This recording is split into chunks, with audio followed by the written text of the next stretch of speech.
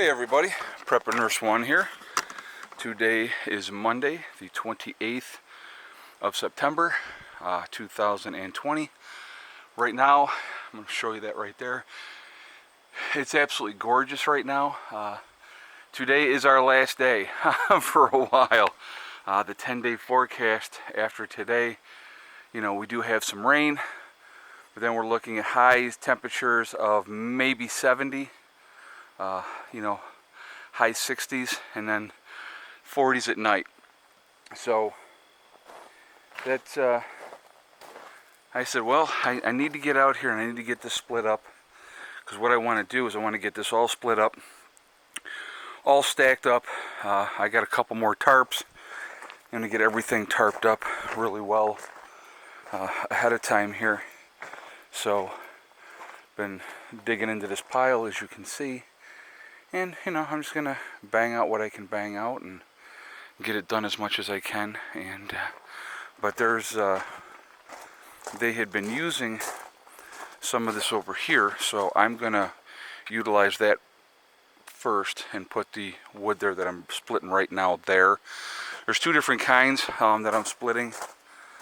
So there I have a hardwood, and then I have some other, there was dead standing. I think it might be pine, and that's okay for the beginning of the season. I personally, won't burn pine in my wood stove. Won't do it. That's just the anal retentiveness of me. But to get them started, to take the edge off of the house, pine is going to burn hot and it's going to burn fast. So that's what they need in the beginning of the season. As we get into the colder weather and you want longer burns, then obviously you want to go with your hardwoods. So I figure I'll work on this, get this banged out, get it stacked up, and go from there. But so that's my project for today. As the week continues on, I will be getting underneath here. Greg came down today and he got picked up this wood, and he's going to be and getting that zipped up so we can continue on around the rest of the building. So hopefully, we'll say fingers crossed, depending on what the weather does this week, hopefully we'll get everything insulated underneath, and then we will get the skirting all framed in, and then get ready to add the skirting to it. It's going to be the T111 is what we're going to end up having to get. So,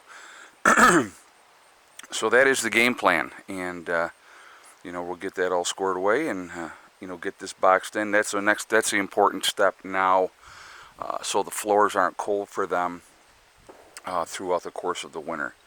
So it's going to consist of buying more rock wool insulation, and getting that here, and then because I have some, but that's not going to take me that far.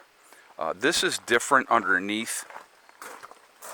Let me see if I can show you guys this. Let's see. The way that their thing here is set up, they have all these like crannies and nooks and stuff like that. Each one of them is going to have to be stuffed. I don't know if you can see that. I'll put it like this. So mine is totally different from that. So it's going to suck. Yeah. And then I get to crawl around on all the stones. I am like so excited. You guys have no idea. But it's all right. We'll get it squared away for Mom and Beck, and they'll be good to go. So that's the game plan for today.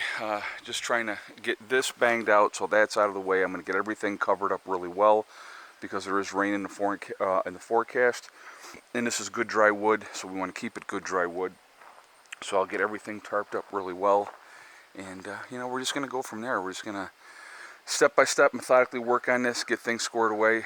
The real cold weather, it really depends. I mean, we could get snow next month. We can get snow in November, and even into December. I mean, you just don't know. I mean, we've had years where we had started snowing late October and just never went away. You know, so you just don't know. But you know, the game plan, of course, is to get them boxed in over here and get that squared away, and that's what we're going to work on first. You know, and you know, making sure they have more than enough wood is another priority. And like I said, we're just going to, you know, bang stuff out, get it done, and we're going to go from there. But you know, that's the game plan of the day, and we're just going to keep doing what we do. But they're off today. Mom and Becky are off. Went to visit Becky's grandchildren and Mom's great-grandchildren. It's kind of a trip. I mean, I'm a great uncle with my niece's boys. And the funny thing is, her oldest son, Jesse, is just 2 years younger than the twins. So that was always kind of, you know, a funny thing we used to joke about, that, you know, my kids were only 2 years older than her son. And I'll tell you a funny story real quick. When the twins, when we were, you know, we knew we were going to have twins, and we didn't know what we were going to have yet. We didn't know if it was going to be boy and girl or girl and boy, okay? Or 2 boys or 2 girls. We didn't know what we were going to have. So I had said, well, if it's 2 boys, I'm going to name one of them Edward Jesse, and the second one Jesse Edward. I was just going to flip-flop the names, because my grandfather's name was Jesse Edward, okay?